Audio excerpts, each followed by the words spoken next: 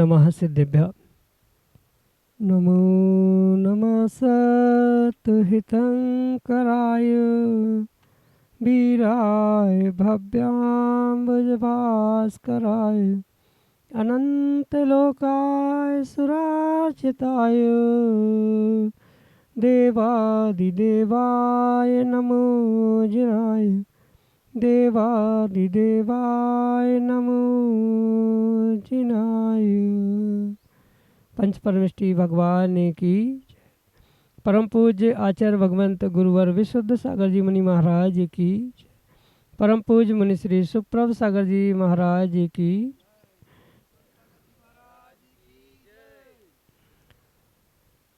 अरिहंतों और निर्ग्रंथों की उपकार की श्रृंखला में वह परम उपकारी विधा समीचीन विकल्पों का सम्यक समाधान जो कि परम पूज्य आचार्य भगवंत गुरुवर विशुद्ध सागर जी महाराज के मंगल सुभाषित से परम पूज्य मुनि श्री सुप्रभ सागर जी महाराज की महती अनुकंपा के माध्यम से हम सभी प्रतिदिन प्राप्त कर रहे हैं।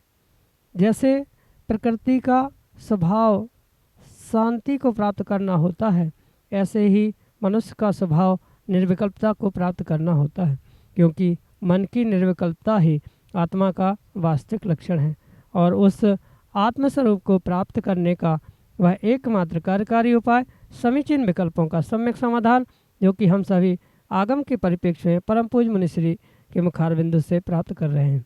और परम पूज्य मुनिश्री का ये परम उपकार है कि वह गंतव्य की ओर बढ़ते हुए विहार करते हुए इस प्राकृतिक वातावरण में हमें वह अपने आत्मस्वरूप की प्रकृति को प्राप्त करने का कार्यकारी उपाय बतला रहे हैं।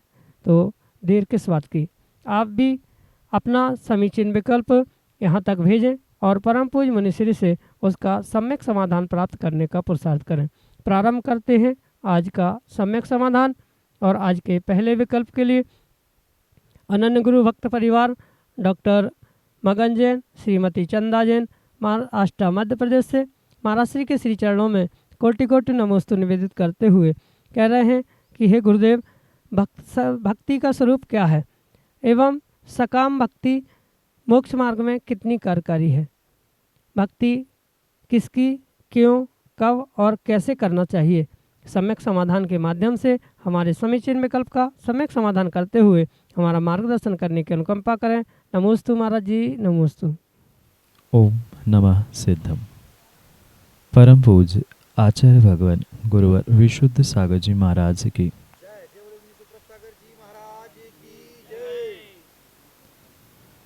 पूज्येषु गुणानुरागो भक्ति। पूज्य पुरुषों के प्रति उनके गुणों का जो अनुराग है उसे ही आचार्य भगवंतों ने भक्ति का स्वरूप कहा है, भक्ति कहा है। क्योंकि भक्ति अनेक प्रकार की हुआ करती है और उस अनेक भक्ति के प्रकारों से उसके अनेक प्रकार के फलों को भी हमें आगम के परिप्रेक्ष्य में समझने की आवश्यकता है। जो भक्ति पूज्य पुरुषों के प्रति अनुराग रूप हुआ करती है उसे कई जीवों ने वास्तविकता से ना समझने के कारण मात्र पूजा पाठ भजन आदि के रूप में ही स्वीकार किया। पर वास्तविकता मात्र पूजा पाठ भक्ति आदि इतने रूप ही वह भक्ति सीमित नहीं है, अपितु जो भी पूज्य पुरुषों के प्रति विशिष्ट उनके गुणों के प्रति अनुराग है, पहले उनके पूज्य पुरुषों के, चाहे वह अरिहंत सिद्ध आचार उपाध्याय साधु पंच परमेष्ठी हो या देव शास्त्र गुरु अन्य कोई भी क्यों ना हो, उनके प्रति जो विशिष्ट उनके गुणों को समझना है वह उस गुणों को समझने के साथ उन गुणों में अनुराग भी करना आवश्यक होता है। जैसे महावीराष्टक एक सुंदर भक्ति और जैन सिद्धांतों से युक्त है, गुणों का वर्णन करते हुए हमारे इष्ट महावीर भगवान महावीर प्रभु कैसे है ये समझाते हुए भागेंदु कवि ने एक सुंदर उदाहरण दिया। मात्र महावीराष्टक ही नहीं अपितु भक्तांबर स्तोत्र हुआ, साथ में स्वयंभू स्तोत्र हुआ, ये सभी जितने भी स्तुति स्तोत्र है ये पूर्ण रूप से उन पूज्यों के प्रति जो विशेष अनुराग प्रकट करने वाली प्रक्रिया कही है उसे ही आगम में भक्ति का स्वरूप का। और ये भक्ति मात्र और मात्र पूज्य परम पूज्य पुरुषों के प्रति ही होती है। पुरुषों से मतलब मात्र किसी पुरुष लिंग से नहीं, अपितु वह अरिहंत सिद्ध आचार उपाध्याय साधु जो ये पंच परमेष्ठी है, सच्चे देवशास्त्र गुरु है, और जो भी आपसे श्रेष्ठ ज्येष्ठ है चारित्र में, ज्ञान में, दर्शन में, उनके प्रति भी जो विनय पूर्वक आप अपनी भाव और अनुराग को प्रदर्शित कर रहे हैं, उसे भी भक्ति कहा जा सकता है। इसलिए भक्ति मात्र पूज्य और परम पूज्य पुरुषों के प्रति, जीवों के प्रति ही हुआ करती है। जो सामान्य रूप से आपसे अन्य कारणों से ज्येष्ठ श्रेष्ठ है, उनकी भक्ति नहीं होती, उनकी विनय भिन्न होना करना भिन्न विषय है, पर भक्ति तो मात्र पूज्य और परम पूज्य जीवों की ही हुआ करती है। और उसका कोई समय निर्धारित नहीं है कि भक्ति इतने ही समय में करनी चाहिए, सुबह 2 घंटे, शाम को 2 घंटे, दोपहर में, ऐसा कोई निर्धारित समय नहीं है। भक्ति तो आप जब चाहे तब कर सकते हो, क्योंकि पूज्यों के प्रति, पूज्य पुरुषों के प्रति उनके अनुरागों गुणों के प्रति अनुराग करना, इसके लिए कोई सीमा निर्धारण नहीं हो सकता है। दिन, रात, शाम, सुबह, जब आपको अनुकूलता बने आप उसके लिए पूर्ण विवेक पूर्वक भगवान की, गुरु की, देवशास्त्र गुरु की, पंच परमेष्ठी की भक्ति अवश्य ही कर सकते। और ये भी ज़रूरी नहीं है कि भक्ति के लिए आपको किसी निर्धारित स्थान पे पहुंचना होगा, जैसे मंदिर में पहुंचने ही भगवान से भक्ति होगी, या गुरु के पास पहुंचकर गुरु की भक्ति होगी, जिनवाणी खोलकर रखने से ही जिनवाणी की भक्ति होगी, ऐसा किंचित भी नहीं है। आप परोक्ष रूप से भी भगवान की भक्ति कर सकते हैं।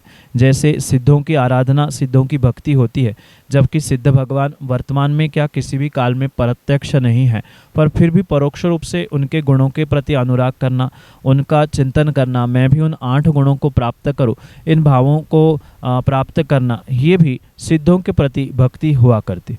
इसलिए ये ज़रूरी नहीं है कि कोई स्थान निर्धारित हो, कोई समय निर्धारित हो।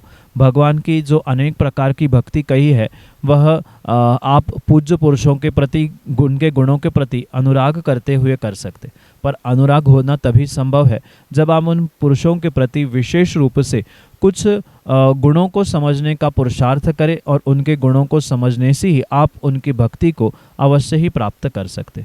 जैसे अनेक प्रकार की भक्ति आचार्य भगवंतों ने कही है, एक द्वैत भक्ति, एक अद्वैत भक्ति, जहाँ 2 मतलब आराध्य और आराधक, इष्ट और उपासक ऐसे भेद हुआ करते हैं, वहाँ पर वह द्वैत भक्ति यानी 2 भेद से 2 भागों में विभाजित भक्ति हुआ करती। एक ईश्वर पंच परमेष्ठी और दूसरा मैं आराधना करने वाला, ये द्वैत भक्ति का स्वरूप होता है। और जहाँ मैं ही अपने आत्मा में अपनी परमात्मा को खोजता हूँ, उस परमात्मा के गुणों के प्रति अनुराग करता हूँ, शक्ति से जो मैं भगवान हूँ, ऐसे उस भगवत आत्मा का भक्ति में ओतप्रोत होते हुए चिंतन करना, ये अद्वैत भक्ति है, जो कि निश्चय की अपेक्षा से जीव उस 6वें 7वें गुणस्थान के आगे आगे विशेष रूप से प्राप्त करता है। और साथ में जो सकाम भक्ति यानी कुछ उद्देश्य अभिप्राय लेकर भक्ति करते हैं, वह भी सर्वथा हेय नहीं है। कथनचित जो जब जीव उस अद्वैत भक्ति को यानी निश्चय भक्ति को प्राप्त करता है, तब तो उसके लिए वह पूर्ण रूप से व्यवहार भक्ति भी, द्वैत भक्ति भी, पंच परमेष्ठी भी परगत तत्व होने से हेय होती है। तो ऐसे समय में तो मोक्ष मार्ग में जब जीव शुद्धोपयोग में होता है, आत्मा में लीन होता है, निश्चय भक्ति या अद्वैत भक्ति में लीन होता है, तो उसके लिए तो वह अकाम रूप या सकाम रूप जो भक्ति की जा रही है, वह कार्यकारी नहीं हो सकती। पर प्राथमिक अवस्था में जैसे 4थे गुणस्थान से एक देश सम्यक दृष्टि या एक देश मोक्ष मार्ग कहा जाता है, ऐसे उस अवस्था में उस सकाम भक्ति को बहुत स्थान प्राप्त होता है। और मात्र 4थे ही नहीं, 4थे, 5वें और 6वें गुणस्थान तक ये सकाम भक्ति कार्यकारी होती है, क्योंकि कई सारे ऐसे ग्रंथ है जहाँ साक्षात आचार्य भगवंतों ने इस सकाम भक्ति का परिचय देते हुए जिनेंद्र भगवान से, अपने गुरु से प्रार्थना करते हुए कहने का प्रयास किया है कि हे प्रभु, मैं आपकी भक्ति से श्रेष्ठ मार्ग की प्राप्ति करूं, मुझे भी आत्मा का कल्याण करने का पुरुषार्थ प्राप्त हो जाए। इतना ही नहीं, मुझे मेरे संघ को बोधि समाधि की प्राप्ति हो, आदि अनेक प्रकार से वहाँ आचार्य भगवंतों ने अपने ग्रंथों में मंगलाचरण या अनेकानेक गाथाओं के माध्यम से स्पष्ट रूप से इस सकाम भक्ति का उदाहरण प्रदर्शित किया। इसलिए ये आवश्यक नहीं है कि मोक्ष मार्ग में ये सकाम भक्ति यानी कुछ अभिप्राय लेके की जाने वाली भक्ति सर्वथा हेय नहीं है, पर ये भी समझे अगर उसी भक्ति में लीन होता रहेगा जीव, इस व्यवहार में ही जीव लीन होता रहेगा, तो कभी निश्चय तक नहीं पहुंच सकता। पर कभी कभार कुछ अभिप्रायों को लेकर, कुछ उद्देश्यों को लेकर जब ये भक्ति की जाती है, तब वह सकाम भक्ति की कोटि में भक्ति प्रदर्शित की जाती है। और ऐसी भक्ति ज़रूरी नहीं है कि छोड़ने से ही काम होगा, सर्वथा प्राथमिक अवस्था में सकाम भक्ति से ही काम बनेगा और उसका फल प्राप्त होने से ही शायद आने वाले समय में वह जीव अपने उस सकाम भक्ति से विशेषता को प्राप्त करते हुए अकाम भक्ति यानी किसी प्रयोजन से रहित होते हुए ही भक्ति को प्राप्त कर सकता है, जिसके माध्यम से वह अपने जीवन में बहुत बड़ा आत्म कल्याण और बहुत बड़ा उत्थान अवश्य ही प्राप्त कर सकता है। इसलिए भक्ति का ये विशेष रूप से स्वरूप समझे। इष्ट, प्रभु, गुरु आदि के प्रति जो हमारा समर्पण है, उनके गुणों को समझना, उनके गुणों के प्रति विशेष अनुराग करना, उनके दर्शन करना, उनके दर्शन से प्राप्त होने वाले बहुत सारे उन गुणों को अपने जीवन में उतारने का पुरुषार्थ करना, इस सभी को हम भक्ति कह सकते हैं। और भक्ति का कोई काल, कोई स्थान किंचित भी निर्धारित नहीं है।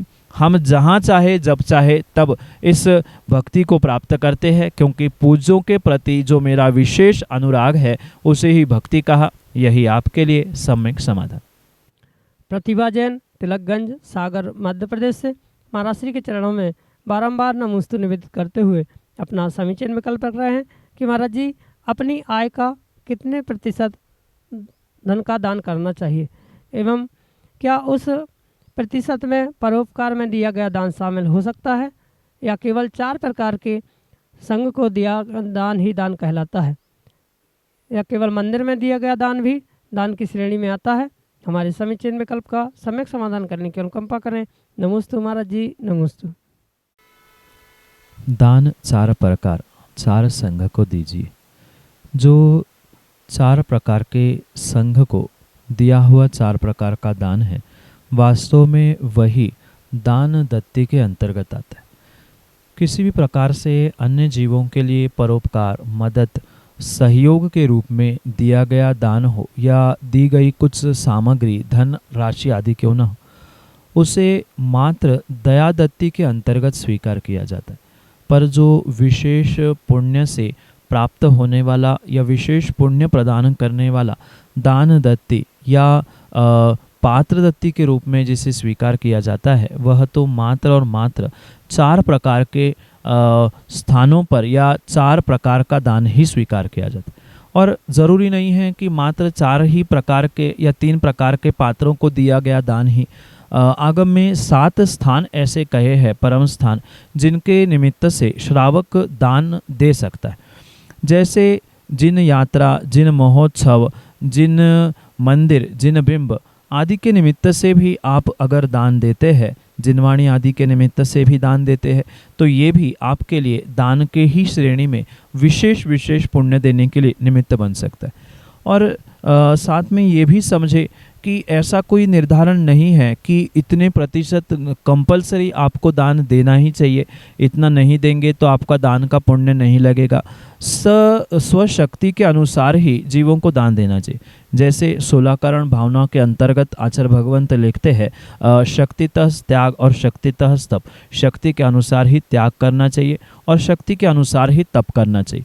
और शक्ति नहीं है तो अनुमोदना करते हुए भी उस पुण्य को आप अवश्य ही प्राप्त कर सकते।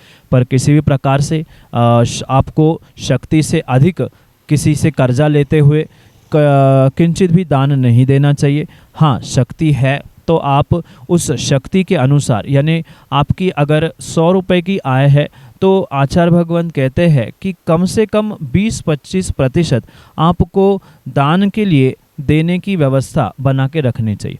क्योंकि कई नीतिकारों ने भी ये समझाने का प्रयास किया है, जो आय होती है उस आय के लगभग 25% वर्तमान भोगों के लिए, 25% आने वाले आकस्मिक कुछ कारणों के लिए, 25% पूर्व के कर्जे के लिए और 25% दान के रूप में उस सब का विनिमय, यानी आए हुए आय का विनिमय करने की आवश्यकता हुआ करती है। ऐसा किन्हीं आचार्यों का और नीतिकारों का कहना।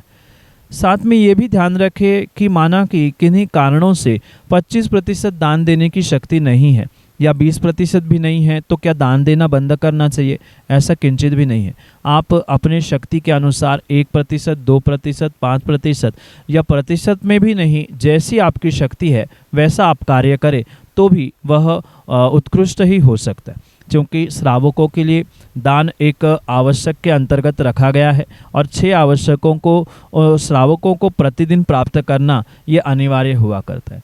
इसलिए स्वशक्ति से आप प्रतिदिन 1 रुपया, 54, 58, 5 रुपये आदि भी अपने आय से, अपने खर्चे से अलग करके रखने का पुरुषार्थ करते हैं तो वह भी आपके लिए दान के ही श्रेणी में आने वाला है। पर यह ध्यान रखें, वह अलग रखी हुई राशि किसी भी प्रकार से अन्य कारणों में, अन्य कार्यों में आप प्रयोग ना करें, अन्यथा वह दान की पुण्य की जगह आपको दान के भोग का पाप अवश्य ही लग सकता है। इसलिए ये जीवन में ध्यान रखें कि जो 4 प्रकार का संघ या 3 प्रकार के पात्र, 7 प्रकार के स्थान, ये जो विशेष स्थान कहे हैं, इन स्थानों में ही दिया गया दान विशेष पुण्य को देने वाला होता है। जो परोपकार या दया रूप दिया हुआ, जो दयादत्ती के रूप में स्वीकार किया जाता है, वह ज़रूरी नहीं है कि पाप देने वाला हो, पर विशेष पुण्य उससे नहीं मिलता। ये भी समझने की आवश्यकता है। क्योंकि भले ही जीवों पर दया करते हुए आपने मदद की, परोपकार किया, उसका दयादत्ती के रूप में कुछ अंशों में पुण्य लगेगा, पर सप्त परम स्थानों में या देवशास्त्र गुरु आदि स्थानों में दिया गया, सत्पात्रों को दिया गया दान ही विशेष रूप से पुण्य फल को देने वाला हुआ करता है। यही आपके लिए सम्यक समाधान। अगले समीचीन विकल्प के लिए वासिम महाराष्ट्र से हमारे सामने हैं हर्षद घंटे। नमोस्तु महाराज जी, नमोस्तु। यदि धर्म के लिए हिंसा करे तो वो सही है क्या, और उसके लिए पाप लगता है? नमोस्तु महाराज जी, मेरी समझ। जो अहिंसा धर्म है, उस अहिंसा धर्म के लिए कभी भी किसी भी प्रकार से हिंसा करना उचित नहीं होता। कई सारे वर्तमान में त्यागी व्रती और बहुत बड़े बड़े विद्वानों का भी ये अभिप्राय है कि धर्म के लिए तो हिंसा की जा सकती है, धर्म के लिए झूठ तो बोला जा सकता है, पर जबकि अहिंसा धर्म है, और ये तो आप जानते हैं और कई बार बोलते भी है कि अहिंसा परमो धर्म की जय। जब अहिंसा ही धर्म है, सत्य ही धर्म है, तो धर्म के लिए हिंसा करना, धर्म के लिए झूठ बोलना कैसे संभव हो सकता है? जहाँ कहीं ऐसा कहा जाता है या ऐसा सोचा जाता है, वह कहना, सोचना किंचित भी उचित नहीं हो सकता। क्योंकि जीवों को प्रताड़ित करना, हिंसा करना, ये किसी भी प्रकार से किसी भी धर्म में धर्म को स्वीकार करने वाली बात हो ही नहीं सकती। जीव स्वयं में ही एक बहुत पुण्यात्मा होने से उसे ये समझना होगा कि धर्म में जब हिंसा का स्थान नहीं है, तो धर्म की सुरक्षा के लिए अगर हिंसा कर रहे हैं तो क्या उससे आप पापों से बचने वाले हैं? पाप तो आपको धर्म के लिए भी हिंसा के लिए करेंगे तो लगेगा, या अधर्म के लिए भी हिंसा करोगे तो भी पाप लगेगा। एक सामान्य दृष्टांत अगर हम समझे तो आप किसी भी प्रकार की अग्नि में हाथ डालो तो आपका हाथ जलेगा, चाहे वो चंदन की लकड़ी हो, चाहे बबूल की लकड़ी हो, चाहे सागौन की लकड़ी हो। लकड़ी में अगर आग लगी है तो उसमें हाथ डालने से अवश्य ही आपका हाथ जलेगा। ऐसे ही आप चाहे धर्म के लिए झूठ बोले, धर्म के लिए हिंसा करे, चाहे अधर्म के लिए झूठ बोले, हिंसा करे, नियम से उसमें आपको पाप ही लगेगा। उसमें कोई भी विकल्प नहीं है, कोई भी शंका करने की आवश्यकता नहीं। इसलिए ये आपका सोचना, यह आपका चिंतन उचित नहीं हो सकता। धर्म के लिए भी हिंसा उचित नहीं हो सकती। हाँ, क्वचित कदाचित कुछ ऐसे निमित्त पूर्व में हो चुके हैं कि हिंसा, धर्म के निमित्त से हिंसा हुई हो, या झूठ बोला गया हो, या पाप हुआ हो, तो उसके लिए आप प्रायश्चित लेते हुए उसे शुद्ध कर सकते हैं। पर बुद्धिपूर्वक करना और कह के करना ये उचित नहीं हो सकती। और श्रावकों को ये समझना होगा कि भले ही श्रावकों के लिए विरोधी हिंसा का स्वरूप आगम में आचार्य भगवंतों ने कहा है, पर विरोधी हिंसा का मतलब ये नहीं है कि हम जानकर किसी पर आक्रमण करें। अगर कोई हमें आक्रमण करते हुए हमें प्रताड़ित कर रहा है, या हमारे धर्मात्मा पर कोई उंगली उठाते हुए कोई विपरीत काम कर रहा है, उसकी हिंसा कर रहा है, तो सामने वाले की भी हिंसा नहीं हो, हमारा भी प्रतिकार हो, हमारा भी विरोध प्रदर्शित हो। इस प्रकार से ही वो विरोधी हिंसा होती है। बुद्धिपूर्वक किसी को मारना, किसी को नष्ट करना, ये विरोधी हिंसा नहीं होती। वह तो मात्र अपने आए हुए आक्रमण को बचाने के लिए ही, वह सुरक्षा के लिए की जाने वाला जो प्रतिकार होता है, उसे ही विरोधी हिंसा के अंतर्गत स्वीकार किया जाता है। इसलिए विरोधी हिंसा की दुहाई देते हुए किसी भी प्रकार से धर्म के नाम पर झूठ, हिंसा, पाप करना उचित नहीं हो सकता। यही आपके लिए सम्यक समाधान। अक्षत जैन, पगारा, मध्य प्रदेश से अगले समीचीन विकल्प के लिए। नमोस्तु गुरुदेव, मेरा प्रश्न यह है कि व्यक्ति जीवन में अपनी समस्याओं से क्यों घिरा हुआ रहता है? मेरी समस्या का निदान करें। जीवन में समस्या नहीं आएंगे तो कभी भी किसी भी प्रकार से जीवन में जो अच्छे दिन आते हैं उसका भी जीव आनंद नहीं ले सकता। जैसे कोई भी स्थान में या रास्ते में गमन करते हुए कई बार उतार चढ़ाव देखने में आते हैं, ऐसे ही जीवन में सुख, दुख, समस्याएं और उसके समाधान अवश्य ही प्राप्त होते। पर जीव अक्सर उन समस्याओं को देखते हुए अपनी हिम्मत हार बैठता है, जिस कारण से वह हमेशा ही दुखी होता रहता है। ऐसा इस संसार का, इस जगत का कोई भी इंसान नहीं है, कोई भी जीव नहीं है जो किसी भी प्रकार से समस्या से ग्रस्त नहीं है। कहीं ना कहीं उनके जीवन में छोटी बड़ी समस्या अवश्य ही आती है, क्योंकि जैसा जैसा कर्म, जैसा जैसा पुरुषार्थ, जैसा जैसा पुण्य पाप जीव ने पिछली पर्याय में किया है, उसके निमित्त से जो वह आश्रव बंध को प्राप्त होता है, वही वर्तमान में उदय में आता है। आपके जीवन में जो भी समस्या आती है, चाहे छोटी हो चाहे बड़ी हो, वह पूर्ण रूप से आपके पिछले पर्याय में, पिछले दिनों में आपने जो भी कार्य किए थे, जो भी करतूती की थी, वही वर्तमान में फलीभूत हो रही। वर्तमान में भले ही हमें ये लगता है कि अमुक व्यक्ति हमें दुखी कर रहा है, अमुक के कारण हमें समस्याएं का सामना करना पड़ रहा है, वह भले ही वर्तमान में निमित्त है, पर पिछली पर्याय में आपने उस जीव को कुछ ना कुछ दुख दिया था, कहीं ना कहीं कुछ उनको समस्याओं से परेशान करने का प्रयास किया था, जिसके निमित्त से वह कर्मबंध आज उदय में आते हुए, वह बलवान होते हुए हमें परेशान कर रहा है, हमें दुखी कर रहा है। और ये भी ध्यान में रखें कि समस्या, कष्ट, परेशानी कितनी भी आ जाए, पर हमें उन समस्याओं में दुखी होना है कि नहीं होना है, यह मेरे स्वाधीन हुआ करता है। किंचित भी आवश्यकता नहीं है मैं किसी से प्रेरित होते हुए या किसी के माध्यम से अपने समस्याओं से दुखी हो जाऊं। ऐसा संसार का कोई जीव, मैं तो कहता हूँ जितने तीर्थंकर भी हुए, उन्होंने भी शायद अपने पूर्व पर्यायों में, उनकी पर्यायों में कभी समस्या और दुखों का सामना नहीं किया होगा, ऐसा हो नहीं सकता। वर्तमान के प्रथम तीर्थंकर आदिनाथ भगवान के भी जीवन में आपने देखा होगा, पारसनाथ भगवान हो, महावीर भगवान हो, उन्होंने तो मुनिराज बनने के बाद, दिगंबर भेष धारण करने के बाद, तपस्या करने के बाद भी उनके जीवन में उपसर्ग और समस्याएं आई थी। पर उन उपसर्ग, समस्या, परेशानियों के साथ हमें कैसे जीना है, उनको कैसे हैंडल करना है, ये हमारे स्वाधीन हुआ करता है। मुझे निर्णय करना है कि मैं उनके साथ कैसे बर्ताव करूं।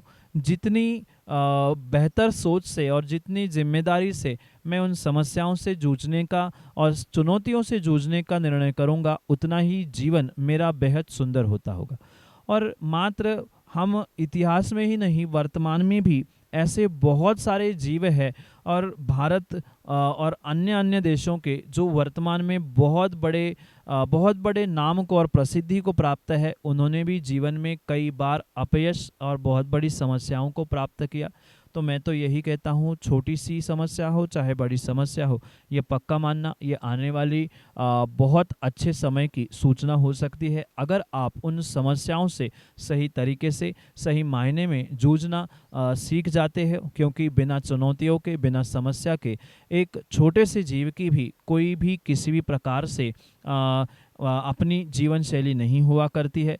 एक भौरा हुआ करता है, ऐसा कहा जाता है विज्ञान में कि उसके पंखों में इतनी शक्ति नहीं होती कि वो अपने शरीर को उठा ले, पर सतत पुरुषार्थ करते मेहनत करते हुए वह अपने शरीर को भी उन छोटे से पंखों के माध्यम से उड़ा लेता है। इसलिए ऐसे ही हम भी अगर सोचे तो छोटी बड़ी समस्याओं के साथ बहुत विवेकपूर्वक जूझने से हम अपने जीवन में उन समस्याओं से पार हो सकते हैं। यही आपके लिए सम्यक समाधान। हम सभी लाभ ले रहे थे लोकप्रिय कार्यक्रम सम्यक समाधान का इस सुरम्य वादियों से। मुनिषी सुप्रभ सागर जी महाराज की हमारे ऊपर यह अनुकंपा, उन्होंने हमारे लिए अपने समय में से समय निकालकर सम्यक समाधान हम सभी को प्रदान किया है। ये जो सम्यक समाधान है प्रतिदिन शाम को 5:13 पे यूट्यूब चैनल सुप्रभ उवाच पे प्रसारित होता है। मुनिषी सुप्रभ सागर जी का नाम सुप्रभ, वाणी का पर्यायवाची नाम उवाच, सुप्रभ उवाच इस यूट्यूब चैनल का नाम है। आप उस चैनल को सब्सक्राइब करें एवं उसका बेल आइकन को जरूर प्रेस करें ताकि मुनिषी के बारे में जो भी अपडेट्स है एवं इस चैनल के माध्यम से जो भी मुनिषी के प्रवचन आदि का प्रसारण होता है उसका लाभ आप घर बैठे यूट्यूब चैनल के माध्यम से ले सकते हैं। अगर आप घर बैठे ही अपने विकल्पों का समाधान प्राप्त करना चाहते हो तो हमारा व्हाट्सएप का नंबर 8707548811। मैं नंबर रिपीट करता हूँ 8707548811। नीचे पट्टी पे स्क्रॉल पे भी यह नंबर चल रहा है। ईमेल भी चल रहा है। ईमेल के द्वारा भी आप अपना विकल्प हम तक पहुंचा सकते हो। samyak.samadhan@gmail.com ये हमारा ईमेल आईडी है। आप उस ईमेल आईडी के माध्यम से भी अपना विकल्प हम तक पहुंचा सकते हो।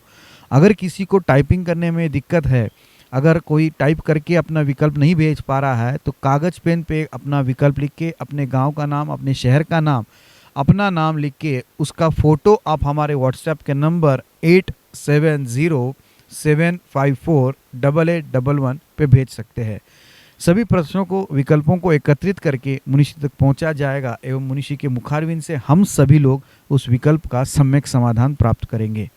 मुनिषी के प्रवचन प्रतिदिन शाम को 7:40 पे जिनेवा टीवी के माध्यम से प्रसारित होते हैं। आप सभी लोग घर बैठे मुनिषी के प्रवचन का लाभ ले सकते हैं ठीक शाम को 7:40 पे जिनेवा टीवी के माध्यम से।